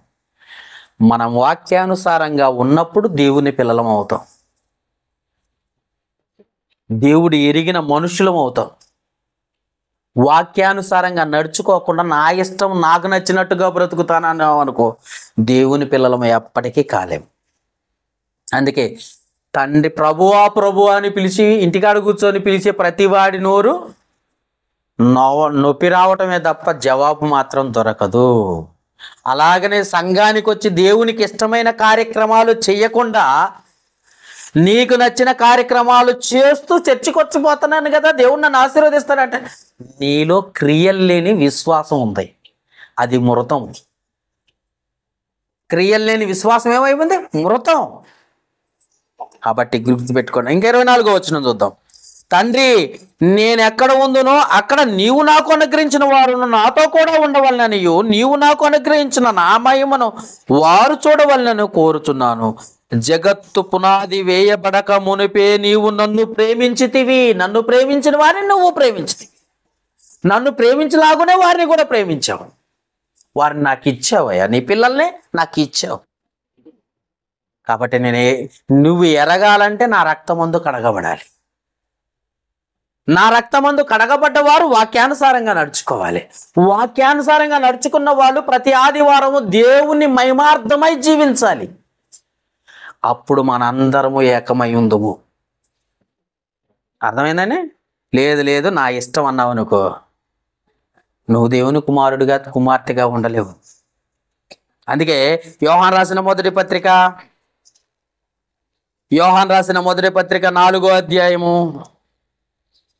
6 నుండి చదువుకుందామా. మనము దేవుని సంబంధులము, దేవుని ఎరిగినవాడు, జాగ్రత్త, దేవుని ఎరిగినవాడు మన మాట వినును, దేవుని సంబంధి కానివాడు మన మాట వినడు, వాక్యాన్ని విండాడు, నిద్రపోతున్నాడు. దేవుని సంబంధి అయిన వాడు, దేవుణ్ణి ఎరిగిన వాడు ఏం చేస్తాడో తెలుసా? వాక్యానికి లోబట్టానికి ఇష్టపడతాడు. దేవుణ్ణి ఎరగని వాడు ఏం చేస్తాడు? దేవుని మాటకు లోబడ్డాడు. అందుకే ఏమంటున్నాడు? వినడు. ఇందువలన మనము సత్యస్వరూపి అయిన ఆత్మ ఏదో భ్రమపరుచు ఆత్మ ఏదో తెలుసుకొనుచున్నాము. ప్రియులారా, మనము ఒకరినొకడు ప్రేమించము. ఎలయనగా ప్రేమ దేవుని మూలముగా కలుగుచున్నది. ప్రేమించు ప్రతివాడును దేవుని మూలంగా పుట్టినవాడని దేవుని ఎరుగును. 8వ వచనం, దేవుడు ప్రేమ స్వరూపి, ప్రేమ లేనివాడు దేవుని ఎరగడు. చాలా క్లియర్గా ఉంది. దేవుని ప్రేమించకపోతే నువ్వు దేవుని ఎరగనట్టు. ప్రేమ నీలో కనపడకపోతే దేవుని ఎరగనట్టేనే చెప్తున్నాడు. అలాగనే దేవుని ఎంతగా దావీదు ప్రేమించాడో గొర్రెల కాపరి గొర్రెల దొడ్డి నుండి పిలిచాడట. ఒకసారి చూద్దాం. ఆయన ఎరిగినవాడు. అబ్రహామును ఎరిగినట్లుగానే దావీదును కూడా ఎరిగినట్లుగా బైబిల్లో రాయబడిన మాట మనం ఒకసారి చూద్దాం. కీర్తనల గ్రంథం 78వ అధ్యాయము. కీర్తనల గ్రంథము 78వ అధ్యాయము చూసారా?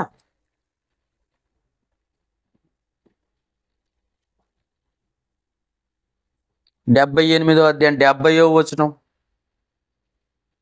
78వ అధ్యాయం 70వ వచనం, 71వ వచనం ఏమంటున్నాడు? దావీదును కూడా నేను ఎరిగాను. ఎక్కడి నుండి పిలిచాడట? చూద్దాం ఒకసారి ఆ మాట చదువుదాం. తన దాసుడైన దావీదును కోరుకొని గొర్రెల దొడ్లలో నుండి అతన్ని పిలిచాడు. ఎక్కడి నుండి? దేవుడు ఎరిగి దావీదును ఎక్కడి నుండి అట? గొర్రెల దొడ్లో నుండి పిలిచాడట. పిలిపించను పాడి గొర్రెలను వెంబడించటం మాన్పించి తన ప్రజలైన యాకోబును తన స్వాస్థ్యమైన ఇజ్రాయిల్ను మేపుటకై ఆయన అతన్ని రప్పించెను అన్న మాటను చూస్తున్నాం. దావీదును ఎరిగాడు, అబ్రహామును ఎరిగాడు. మనల్ని ఎరగాలంటే మన దగ్గర కూడా ఒక మంచి సాక్ష్యం ఉండాలి కదా. మన బ్రతుకు నిజమైందిగా యథార్థమైందిగా ఉండాలి కదా. యథార్థత లేకుండా నేను కూడా లోకంలో కలిసిపోతాను, నేను కూడా లోకానుసారంగానే నడుచుకుంటాను అన్నావు అనుకో, ఇదిగో ఇక్కడ బైబిల్ చెప్తుంది. ఒకసారి చూడండి యేసు ప్రభు గురించి. యోహాను సువార్త 13వ అధ్యాయం 3వ వచనంలో ఏమంటున్నాడు ఒకసారి చూడండి. ఒకసారి యోహాను సువార్త 13వ అధ్యాయం 3వ వచనం.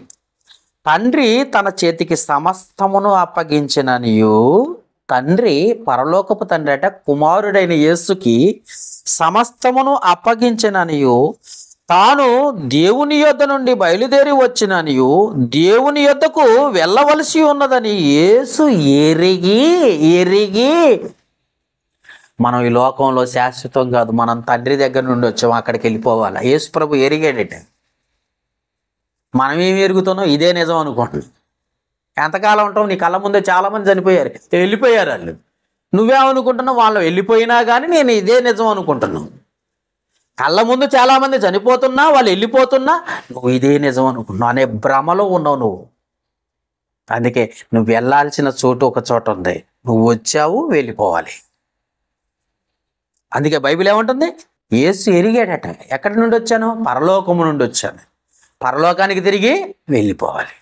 మరి నువ్వు ఎక్కడి నుండి వచ్చావు? పరలోకం నుండి. మరి నువ్వు ఎక్కడికి వెళ్ళాలి? పరలోకానికి వెళ్ళాలి. మరి ఏంటి లోకంలో ఆలోచనలన్నీ నీకెందుకు? దేవుని గురించి కదా నీ ఆలోచనలో రావాల్సింది. కాదు, మొత్తం లోకమంతా నా బుర్రలో ఎక్కించుకొని బుర్రంతా పాడు చేసుకుని అంటే పాపంలో పడిపోయి పాపానుసారంగా జీవించి పాపానికి దాసులైపోయి దేవునికి దూరస్తులైపోయి చర్చి మానేసి, సంఘం మానేసి, చర్చిలో చేయాల్సిన కార్యక్రమాలు వదిలేసి ఇష్టానుసారంగా బ్రతికితే పరిస్థితి ఏంటో ఒకసారి ఆలోచించుకో. ఇంకేమంటున్నాడు? దేవుడు ఎరిగిన మనుషుల్లో జాబితాలు ఎవరెవరు ఉన్నారట ఒకసారి చూడండి. ఒకసారి మత్తయి సువార్త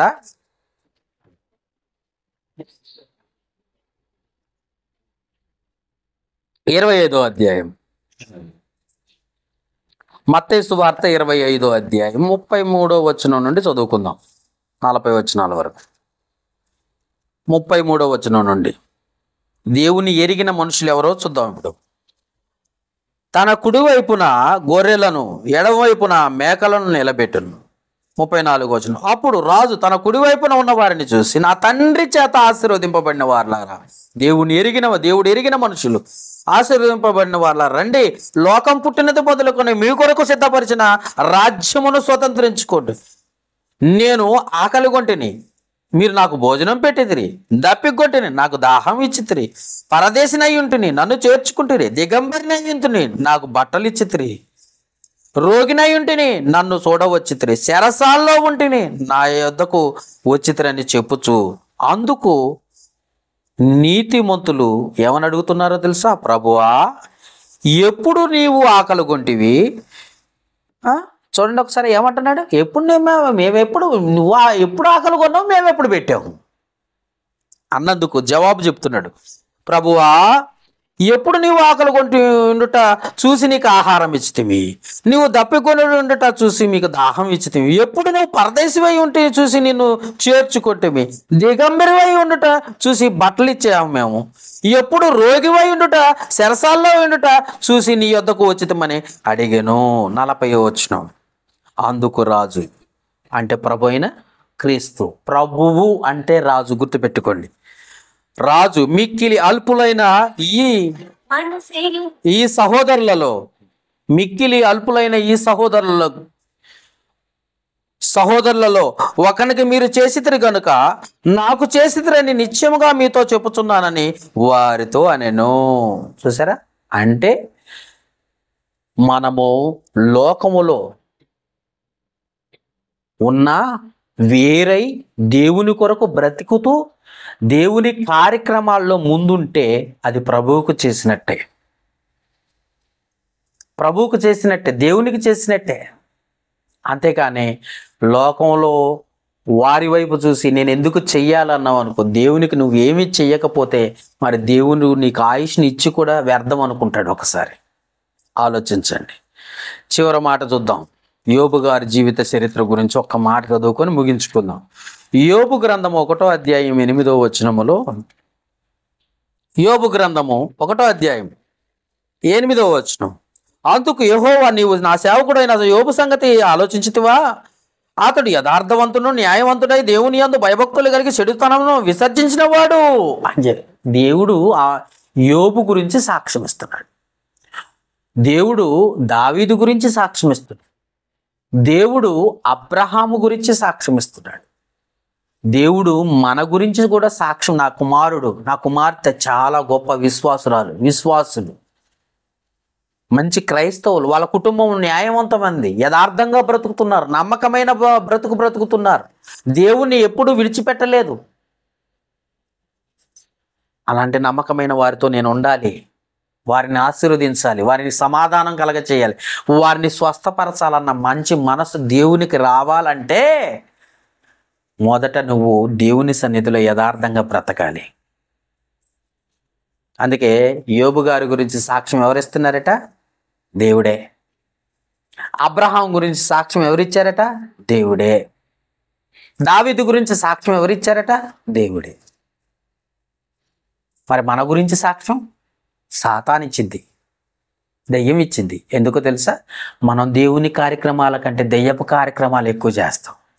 1 గంట ఎక్కువ కూర్చున్నాం అనుకో, అస్సలు తట్టుకోలేము దేవుని సన్నిధిలో, కదా? నిజమా కదా? ఒక 10 నిమిషాలు ఎక్కువ అయిపోయింది అనుకో, అసలు తట్టుకుంటామా? తట్టుకోలేం. ఎందుకంటే ఎక్కువ టైం అయిపోతుందేమో అనుకుంటా. అదే రేపొద్దున చచ్చిపోయి నరకాగ్నిలో పడిపోయామనుకో, టైం చూసుకుంటావా? చూసుకుంటారా? చూసుకోవడానికి బాగుంటుంది. అక్కడైతే అగ్ని ఆరదు, పురుగు చావదు. యుగములు మండుచున్న స్థలంలో నువ్వు టైం చూసుకోవడానికి కూడా సమయం సరిపోదు. కానీ ఇక్కడైతే టైం చూస్తున్నావు. ఏది ముఖ్యము? దేవునితో నడవటం, దేవునిలో గడపటం ముఖ్యం. అబ్రహాం అలాగే చేశాడు, దావీదు అలాగే చేశాడు, యోబు కూడా అలాగే చేశాడు. దేవుని కార్యక్రమాల్లో ముందుండేవాడు. మనం ఏ కార్యక్రమాల్లో ఉన్నాం? మనం ఎలా ఎరిగాం? ఒకసారి ఆలోచన. దేవుడు ఎరగాలంటే మనలో కూడా ఒక ఉన్నతమైన స్థానం ఉండాలి, ఒక గొప్ప విశ్వాసం ఉండాలి, గొప్ప ప్రార్థన ఉండాలి, గొప్పగా దేవునికి ఇచ్చే మనస్సు ఉండాలి. ఏమీ లేకుండా దేవుని బిడ్డలం అయిపోతున్నామంటే మనంత దౌర్భాగ్యం ఎవరూ లేదు. ఎందుకంటే భ్రమలో బ్రతుకుతున్నాం. సాతాను ఏం చేస్తుందో తెలుసా? భ్రమపరుస్తుంది. ఎందుకంటే మనలో కూడా ఒక టాలెంట్ ఉండాలి కదా. ఒక ఉద్యోగం రావాలంటే కూడా టాలెంట్ ఉండాలి. చాలామంది లక్షల మంది రాస్తారు ఉద్యోగాలు, అందరూ కొత్త ఉద్యోగాలు వస్తాయా? అందరికీ రావు. అందుట్లో టాలెంట్ ఉన్నోడే ఆ ఉద్యోగం సంపాదించుకుంటాడు. అది పోలీసు ఉద్యోగమైనా మరొక ఉద్యోగమైనా. ఇక ఐఏఎస్ అయితే, ఐపీఎస్ అయితే చాలా కష్టం. సంవత్సరాల తరబడి రాసే వాళ్ళు ఉన్నారు ఎగ్జామ్, సివిల్. కానీ మనము మనలో ఏ టాలెంట్ ఉంది దేవుడు ఆశీర్వదించాలంటే, మనలో ఏ గొప్పతనం ఉంది దేవునికి మహిమార్థమై జీవించామా, దేవుడు ఎరిగిన మనుషులుగా బ్రతకాలంటే దేవుని కొరకు మంచి కార్యక్రమాలు చేయాలా, యథార్థంగా ఉండాలా, నమ్మకమైన వారిగా ఉండాలా, ప్రతి కార్యక్రమానికి ముందుండాలా, ప్రతి విషయంలో కూడా దేవునికి మొదటి స్థానం ఇచ్చేవారిగా ఉండాలి. అంతేగాని దేవుని విషయాన్ని పక్కకు నెట్టేసి నీ సొంత ఇంటికి వెళ్ళిపోగానే ఇప్పుడు ఏం చేస్తారా, సాతానుడు ఎత్తుకొని పోతాడట వాక్యాన్ని. కూర్చున్న వారు లేచి అలా దులిపేయంగానే వాక్యం ఏమైపోతుంది, దులిపి వేసేవారిగా ఉన్నాయి. అలాంటి వారు ఎప్పటికీ దేవుని బిడ్డల కాలేరు. అసలు నీలాంటి వారిని రమ్మన్నవాడు ఎవడు అని కూడా లేఖనాలు చెలవిస్తుంది. కాబట్టి జ్ఞాపకం చేసుకోండి, నమ్మకమైన విశ్వాసములో ప్రేమ, ప్రేమలో నిరీక్షణ, యథార్థత కలిగి ఉండటానికి ప్రయత్నం చేద్దాం. ప్రార్థన చేసుకుందాం. అందరి తల్ల ఉంచినట్లయితే మనము దేవుని ఎరిగిన వారమా కాదా అని మనల్ని మనం పరీక్షించుకొని దేవుని ఎదుట యథార్థంగా ఉండటానికి ప్రయత్నం చేద్దాం. ప్రార్థన చేసుకుందాం. జీవము గల తండ్రి, కృపగలిగిన దేవ, మహోన్నతుడ, మీకే స్తుతులు స్తోత్రాలు చెల్లిస్తున్నాము నాయన. ఇప్పటి వరకు దేవుడు ఎరగని మనుషులు ఎవరు, దేవుని ఎరిగిన మనుషులు ఎవరు అని తండ్రి లేఖనాల ద్వారా మీరు మాతో మాట్లాడిన విధానమును బట్టి కృతజ్ఞతాస్తుతులు చెల్లిస్తున్నా. తండ్రి, విన్న మాటలను విడిచిపెట్టేవారిగా ఉండక ఆ మాటలు ప్రతి హృదయంలో పడి ఫలించినట్లుగా సహాయం చేయి. మొదటిగా దేవునికి మొదటి స్థానం ఇచ్చి నీ ఎదుట యథార్థవంతులుగా, న్యాయవంతులుగా ఉన్నప్పుడే, నీ చిత్తాన్ని జరిగించినప్పుడే నీవు ఎరిగిన వారిగా వారు నిలబడిన వారుగా ఉంటారనేది లేఖనాలు చెలవిస్తుంది. నీ బిడ్డల మనసులను మార్చండి. నీ తట్టు తిరిగి ప్రార్థనలోను, వాక్యం వినుటలోను, దేవునికి ఇచ్చుటలోను, దేవుని సన్నిధి కూర్చుటలోను, అన్ని విషయాల్లోనూ మొదటి స్థానం నీకు ఇచ్చి నిన్ను గణపరిచి మహిమపరిచే బిడ్డలుగా నీ బిడ్డలను ఎల్లప్పుడూ సిద్ధపరచుకొని ఘనత పొందమని వేడుకొనుచున్నా. ఇటు మాటలు విని ఇక్కడే విడిచిపెట్టేవారిగా ఉండక వారి గృహాలకు వెళ్ళి ఈ వాక్యాన్ని మరొకసారి నెమరు వేసుకునే జ్ఞానమును, వివేచన అనుగ్రహించమని నీ బిడ్డలుగాను, నీ ఎదుటి యథార్థవంతులుగాను, నీకు మహిమార్థమై తమ జీవిత కాలమంతయు నమ్మకమైన వారిగా నిలబెట్టుకొని ఘనత పొందమని ఈ మనవులు మా ప్రభువును రక్షకుడైన క్రీస్తు యేసు నామమున అడిగి వేడుకొనుచున్నాము మా పరమ తండ్రి. ఆమెన్.